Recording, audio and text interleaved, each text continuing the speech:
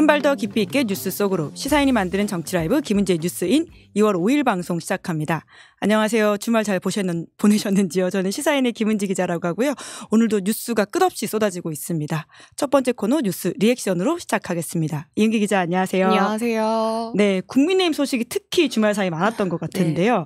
월요일 날 늘 뵙는 국민의힘 보좌관, 국민의힘 보좌진 협의회 회장이시죠? 김민정 보좌관님 안녕하세요. 안녕하세요. 반갑습니다. 네, 지난주 지지난주에 해주셨던 말들 중에서 맞았던 게 꽤 있어가지고 오늘 짚어볼 것들이 많은 것 같습니다.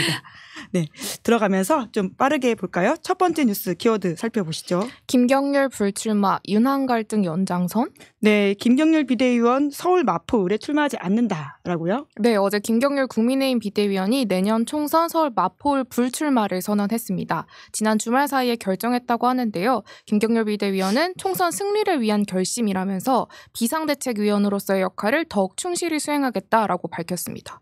같은 날 이철규 공동인재영입위원장은 MBN 인터뷰에서 김경률 비대위원과 통화한 사실을 밝히면서 본인의 마포을 출마가 논란을 불러일으키고 당의 화합과 결속의 장애 요소가 될까 봐 대승적 결단을 내린 걸로 들었다라고 설명했습니다. 오늘 김경률 비대위원도 불출마 이유에 대해서 좀 더 설명했는데요. 공인회계사 관점, 편익 대비 비용 관점에서 많은 고민을 했고 불출마하면서 몸을 가볍게 하는 게 훨씬 낫겠다고 결심했다. 그리고 공식적으로도 비공식적으로도 대통령실에서 메시지를 받은 적이 없다라고 하면서 대통령실과는 선을 그었습니다. 그러니까 본인의 총선 불출마로 한동훈 비대위원장이 공천에서 주도권을 가져갈 여지를 줬다. 이런 해석에는 동의한다라고 하면서 어떤 식으로든 김건희 여사 의혹에 대한 대통령실의 입장 표명이 필요하다고도 주장했습니다. 그러니까 이틀 뒤에 방영될 KBS 신년 대담에서 윤석열 대통령이 무슨 이야기를 할지 지켜보겠다는 겁니다. 네, 김경률 비대위원 공천 여부가 윤한 구도에서 하나의 바로미터가 될 수 있다. 라는 말씀 주셨잖아요. 정말 됐네요. 맞추셨던 것 같은데 어떻게 보세요? 이번 불출마의 의미? 이게 좀 약간 살짝 결은 다르긴 하지만 일단 이게 뭔가 또 한번 이게 하여튼 또 수면에 오를 거다라는 말씀 드렸었는데 지금 은기 기자님 말씀에 다 담겨 있어요. 사실 네, 이걸 가지고 윤심 공천이다 뭐 이렇게 하시는 분들이 있는데 저는 그렇게 보지는 않아요. 왜냐하면 언론에 지금 뭐 진보 쪽이건 보수 쪽이건 언론에서 일단 공통된 의견은 일단 사천 논란은 잦아들었다.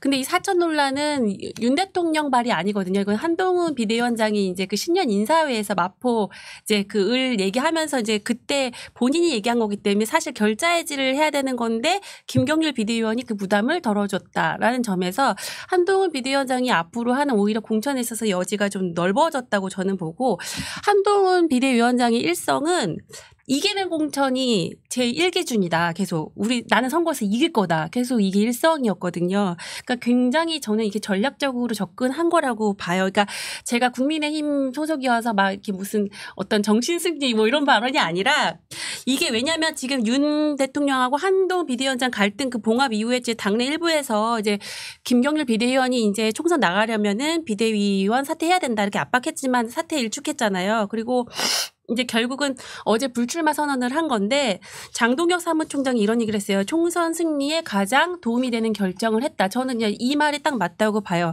아마 이제 이따가 박지원 원장님 나오시면 분명히 이제 이거 여사 때문이다, 뭐 윤심 공천이다, 뭐 분명 그 말씀 하실 것 같은데 만약 그렇게 말씀하신다면 사실 이거는 이제 민주당이나 이제 야당 쪽에 이제 희망적 사고다. 저는 이렇게 보고 왜냐하면 이제 김경률 비대위원장의 그 논란이 됐던 그 여사 관련 발언은 이제 비대위원으로서 이제 했던 이제 논란이 된 발언이고 어쨌든 비대위원 사퇴 압박이 있었지만 물러나지 않았고 사실 제가 그때 말씀드렸던 거는 이 봉합 과정에서 만약에 김경률 비대위원이 공천을 받게 되면 나중에 이제 비대위원직은 자연히 이렇게 내려놓지 않았을까 그런 추측을 했었던 건데 저는 최근에 이제 당 최고위 회의에서 한동훈 비대위원장이 이제 국회의원 세비가 높다라는 그 의제를 띄웠잖아요. 근데 그 얘기를 하면서도 이렇게 얘기했어요. 이거 사실 좀 조심스럽다. 아직 내가 뭐 이거를 제가 죄송합니다. 감기 걸려가지고 좀 훌쩍이는데 감기 조심하십시오. 네. 네. 그 조심스럽다. 그런데 이거를 이제 약간 띄우는 이유는 어쨌든 이제 왜 저걸 띄울까 조심스럽다고 하면서 본인의 사견이다 하면서 띄웠던 이유는 그 자리에서 이제 같은 자리에서 김경률 비대위원이 뭐라고 얘기했냐면 윤미향 그 무소속 의원의 정대협 정 의원 지금은 정 의원이라고 부르죠. 국고 보조금 5억 신청하고 자부담 19억 공언했는데 왜 그거 안 내냐. 그다음에 노무현 재단 관련해서 평당 건축비 이런 지적을 했어요.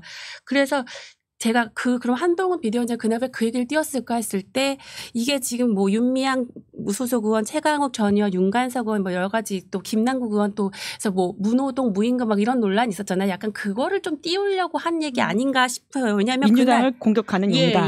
왜냐하면 그날 한동훈 비대위원장이 그 얘기를 김경률 비대위원이 하니까 제가 저분이 저런 걸 하려고 모신 거다 이렇게 얘기를 했거든요. 그래서 저는 이게 한동훈 비대위원장의 핵심이라고 생각을 해요.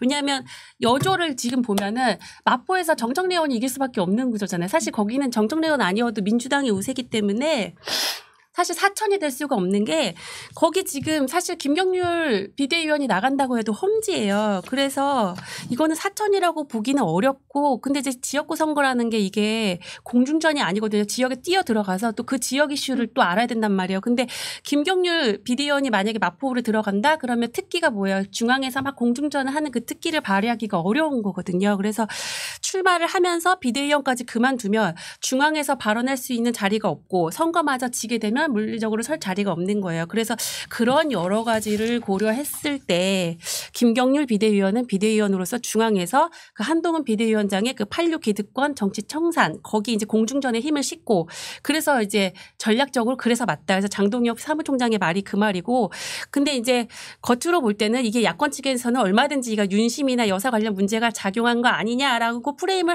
걸 수 있어요. 근데 어쨌든 간에 한동훈 비대위원장이 이게 생각을 했을 때 김경률 비대위원을 내가 공천을 안 준다고 했을 때 이런 해석이 나올 게 뻔히 보이는데 이거를 불출마를 그것 때문에 이렇게 시켰다고 저는 보진 않거든요. 그래서 그랬다면 애시당초 그 윤한 갈등 때 한동훈 위원장이 사퇴 거부했다 이런 얘기를 하지 않았겠죠. 그래서 저는 오히려 우리 당은 굉장히 지금 전략이 되게 심플해지고 단순해지고 이게 지금 민주당의 경우는 뭐 친명 대 친문 또 제3지대 지금 또 뒤에서 얘기할 거지 얽혀 있잖아요. 저희 당은 오히려 되게 심플해졌어요. 오히려 민주당이나 제3지대가 굉장히 셈법이 마치 그 예전에 준연동형 비례대표제의 산식만치 복잡해졌습니다. 네, 선거가 확실히 다가온 것 같습니다. 김민정 보좌관님의 발언이 좀 세진 것 같다라는 생각이 드는데 이따가 박주현 전 원장한테도 확실하게 이 입장에 대해서 여쭤보도록 하고요. 예, 그러면 확실하게 이제 김경률 비대위원이 이제 불출마한 것은 한동훈표 공천을 오히려 보여준 것이다라는 설명으로 저희가 한번 요약해보면서 넘어가도록 하겠습니다. 두 번째 뉴스 키워드 볼까요? 네, 국민의힘 공천 용산대 중진. 네, 국민의힘이 어제 지역구 공천 신청 현황을 발표했어요. 네, 어제 국민의힘이 지역구 공천 신청 현황을 발표했습니다. 총 신청자는 849명으로 평균 경쟁률은 33.51대 1인데요. 영남 지역 경쟁률은 조금 더 높았습니다. 호남 지역 중에서는 광주 3곳, 전북 4곳, 그리고 전남 3곳에는 후보자가 아예 없었습니다. 나 홀로 공천 신청도 있었는데요. 나경원 전 의원, 안철수 의원, 추경호 의원, 이상민 의원을 포함한 44명은 단독으로 지역구에 공천을 신청했습니다. 그러니까 다만 비공개 공천 신청자가 9명이라 이 중 경쟁자가 있을 가능성도 있습니다. 그리고 대통령실 출신 후보자들이 좀 눈에 띄었는데요. 이원모 전 비서관, 그리고 강명구 전 대통령실 국정기획비서관, 그리고 박성훈 전 국정기획비서관 등 좀 비서관급 이상 대부분은 국민의힘 현역 의원이 있는 곳으로 공천을 신청했습니다. 현역 의원들과 윤석열 정부 출신 인사들이 맞붙는 모양새인데요. 대통령실은 대통령은 누구도 특혜받지 않는 공정하고 투명한 시스템 공천을 당에 누차 당부했다라고 밝혔습니다.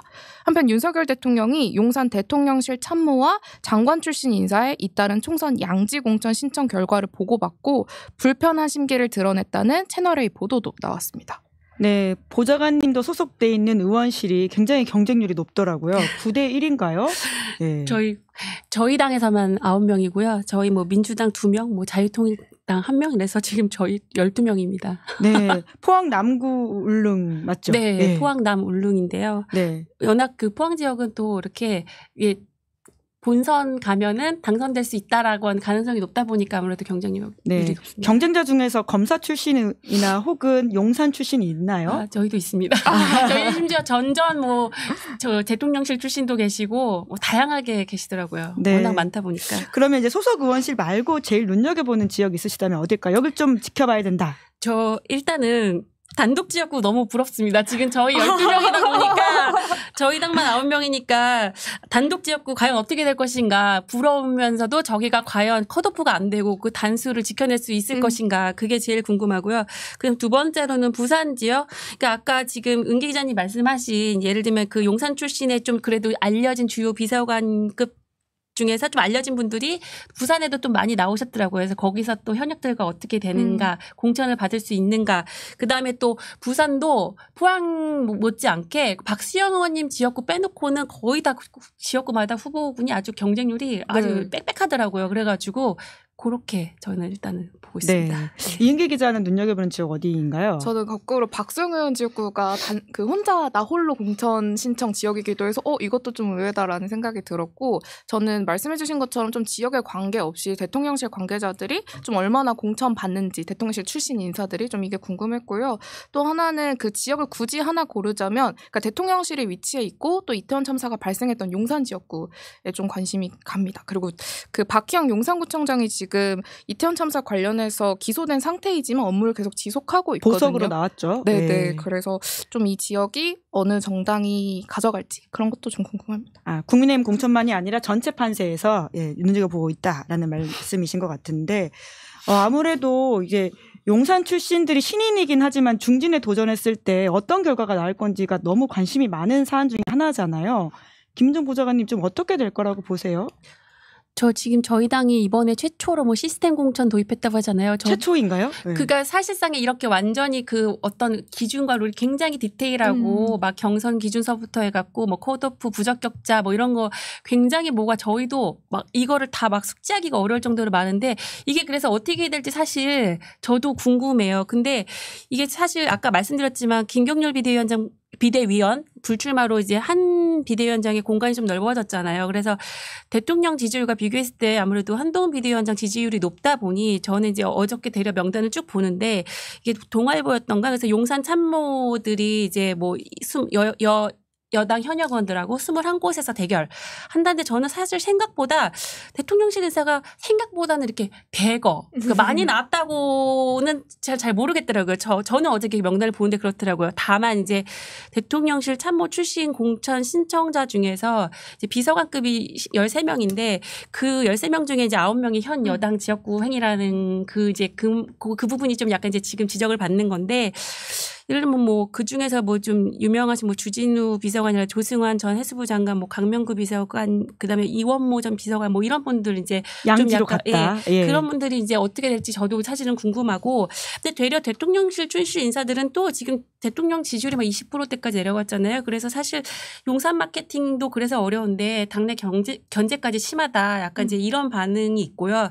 그리고 사실 그 대통령실 출신 중에서 다 양지로 간 건 아니에요. 또 행정관 출신 중에서 또 젊은 그 청년 축에 속하는 행정관들은 뭐 서울 험지 중랑을이라든가 이런 데 또 도전하고 있거든요. 그래서 사실은 결국 어느 지역이냐 또 그 어떤 지역이든 그 해당 지역에서 상대 후보자와의 그 구도에 따라서 이게 지금 룰이 어떻게 적용이 될지, 그래서 누구한테 유리하게 적용될지는 사실은 이 시스템 공천을 이번에 이게 어떻게 되는지 저도 좀 주목하고 있습니다. 그래서 저희 당도 지금 오늘부터 경쟁력 조사 중이거든요. 그러니까 민주당 경쟁력 후보랑 조사가 뭐예요? 저희 예를 들면 4명의 후보가 신청을 했다 그러면 이 4명을 각각 그 민주당 후보랑 다 지지율을 붙이는 거예요. 그래서 누가 가장 격차가 이제 적은지 큰지 네. 뭐 이렇게 따져가지고 이제 보는 거거든요. 아, 그럼 후보가 한 명씩 이제 아웃되는 상황이겠네요. 그러니까 그거 플러스 여러 가지 이제 그 시스템 공천 발표 때 했던 그런 여러 가지 무슨 경선, 뭐 가산, 감산 이런 걸 다 해서 나중에 최종을 발표를 하겠죠. 근데 어쨌든 간에 우리 당의 유리한 지역에서는 격차가 많을수록 유리한 거고 험지에서는 이제 민주당하고 격차가 좁을수록 이제 좋은 거겠죠. 네. 네. 결국 중진들의 경쟁력에 대해서 궁금증을 가지는 거는 저희 세 번째 키워드와도 관련돼 있는 것 같은데요. 혹시라도 그분들 제3지대 가는 게 아니냐라는 건데요. 세 번째 뉴스 키워드 넘어가면서 그 이야기 좀 해보실까요? 네, 쪼개진 중텐트. 네, 어제 새로운 미래가 창당을 했는데 이원욱 조홍천 의원이 불참했습니다. 네, 어제 이낙연 전 대표와 김종민 의원을 공동대표로 새로운 미래가 창당했습니다. 그러니까 당초에는 개혁미래당을 당명으로 공동 창당대회를 열 계획이었는데 무산됐습니다. 그러니까 창단대회를 목전에 두고 이원욱, 조홍천 의원은 흡수통합은 원칙에 맞지 않는다라고 하면서 합당에 불참했습니다.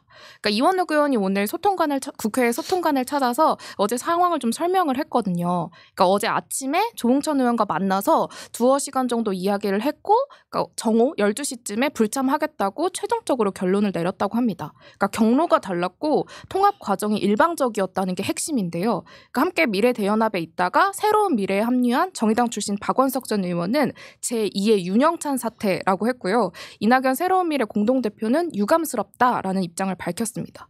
이원욱 의원은 당분간은 조응천 의원과 함께 좀 밖에서 빅텐트를 어떻게 만들어갈지 좀 고민을 하겠다고 했습니다. 그러니까 조응천 그리고 이원욱 의원 쪽 취재한 내용을 종합하면 개혁미래당이라는 당명이 좀 이준석 신당과의 연합을 좀 염두에 둔 당명이었지 않습니까? 그러니까 애초에 이렇게 가기로 했는데 새로운 미래 쪽에서 좀 일방적으로 당명을 두고 공모를 진행했고 미래대연합 쪽에서 좀 이걸 거절하니까 당명 때문에 통합 못하는 거 아니냐 이런 식의 좀 압박이 계속 들어왔다고 해요.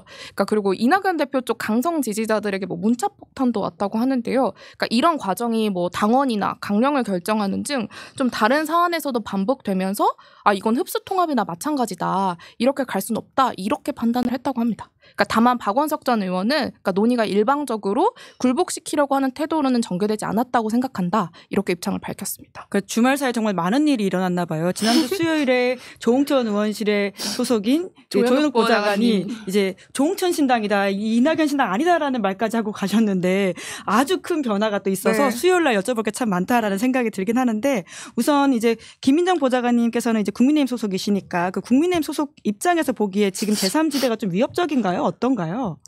저 일단은 질문은 위협적이냐 물어보셨으니 일단은 위협적이지 않다. 아직까지는 이렇게 말씀을 드리겠습니다. 왜냐하면 사실 저 어저께 잠깐 저 사무실에 들렀었어요. 근데 그 국회의원회가 엄청 복작복작하더라고요. 보니까 창당대회가 어제 있었는데 네. 제가 어제 본 게 이게 개혁미래당이 아니고 새로운 미래더라고요. 그래서 왜 새로운 미래지 해서 아 이낙연 신당이 아직 창당을 안 했나? 그냥 그러고 넘어갔는데 집에 와서 뉴스를 보니까 이제 이게 그렇게 이제 정리가 된 거예요.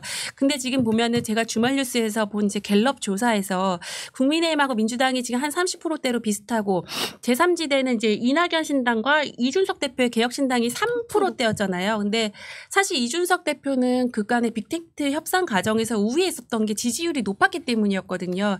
근데 이게 지지율이 비슷해지면서 좀 약간 빅텐트를 이제 가는 그 길 협상의 폭이 좀 좁아졌다고 보고요. 저는 제3지대에 대해서 기대감이 국민적 기대감이나 지지율이 높았던 이유는 민주당이나 국민의힘이나 그 양당 기득권 정치에 대한 실망감이 제3지대로 옮겨간 것인데 그렇기 때문에 제3지대는 이 빅텐트를 형성하는 과정에서 다른 건 생각할 필요가 없이 그러니까 헤게모니즘 이런 거 말고 그냥 오로지 거대 양당 기득권 정치 종식하겠다, 정치 개혁 뭐 종식하겠다 이런 큰 모토로 가치 연대를 했었어야 되는데 이게 인기가 좀 높아지는 것 같다 보니까 서로 지분 주도권 싸움 하면서 결국 기성 양대 정당과 다를 게 없는 모양이 된 거예요 지금. 그래서 사실 미니 양대 정당 구도 이렇게 돼버렸어요. 제가 보기에는 지금 지지율로 봤을 때.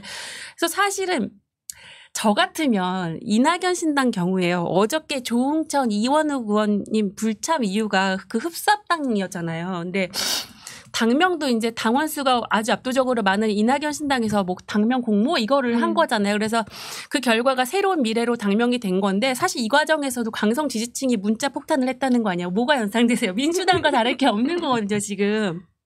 근데 저 같으면은 개혁미래당을 그냥 제가 이낙연 대표였다면 개혁미래당을 했을 것 같아요. 왜냐하면 이게 완전체 합당이 되면요. 개혁미래당 의석수 3석이에요. 그럼 개혁신당은 지금 의석수 1석이거든요. 지금 녹색정의당이 6석이에요. 7석이 되어야 정당 번호를 3번을 받을 수가 있거든요. 제3지대가. 근데 개혁미래당이 지금 예를 들면 일단은 개혁신당보다 의석수가 많으니까 정의당보다는 적고 그래서 4번을 받는다고 하면은 일단은 다른 군소정당 연합 빼고 개혁신당이 아주 더 뒤로 갔을 때 유권자 입장에서는 개혁미래당, 개혁신당 되게 혼동되거든요. 그럼 저는 개혁미래당이 앞번호에 현역이 많으니까 있으면 굉장히 유리했을 거라고 봐요. 근데 그런 여러 가지 이제 소위 정치공학적인 계산을 했을 때 저는 협상할 때 이렇게 차라리 딱 그냥 개혁미래당으로 해서 같이 그 3명 딱 같이 각 데리고 현역을 데리고 가는 게 유리한 입장이라고 보는데 지금 3%씩 받는 두 정당이 현역 1명씩 가지고 지역구 현실적으로 어렵고 빅텐트 가지 않으면 비례의석도 사실상 어렵거든요. 그래서 네. 국힘 민주당보다 더 머리 아프고 복잡한 곳이 제3지대다. 거대 양당과 다를 바가 없는 모습을 보여주고 있다라고 하는 예. 양당구도 따끔한 말씀을 해주셨는데요. 마지막으로 이재명 대표가 오늘 준연동형 유지하겠다라는 내용의 선거제 발표했던 거 짚고 마치도록 하겠습니다. 네, 오늘 이재명 대표가 준연동형에서 승리의 길을 찾겠다라고 하면서 준연동형을 유지하기로 결정했습니다. 준연동형 취지를 살려서 통합 비례 정당을 추진하겠다고 하면서 준위성정당이라는 표현을 쓰기도 했는데요. 어떤 소수 정당과 함께하게 될지는 구체적인 협의를 통해서 추후에 판단하겠다고 했습니다.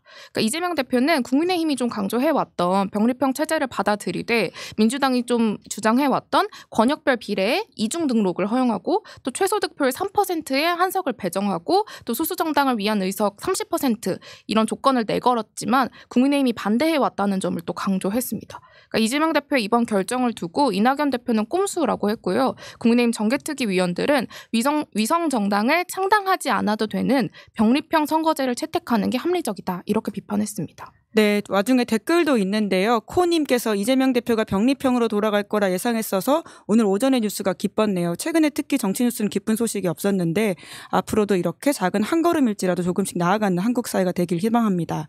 라고 남겨주셨는데 참 여러 의미를 담고 있는 댓글이라는 생각이 듭니다. 오늘은 시간 관계상 여기까지 좀 마무리하도록 하고요. 또 다음 주에도 국민의힘 소식 듬뿍 알려주시면 감사드리겠습니다. 수고하셨습니다. 감사합니다. 네, 뉴스 리액션 2월 5일 뉴스 여기까지 하고요. 잠깐만 기다려주시면 박지원 전 국정원장과 그리고 오늘은 특별한 손님이 함께 하십니다. 전현희 전 국민권익위원장도 같이 합니다. 조금만 기다려주세요.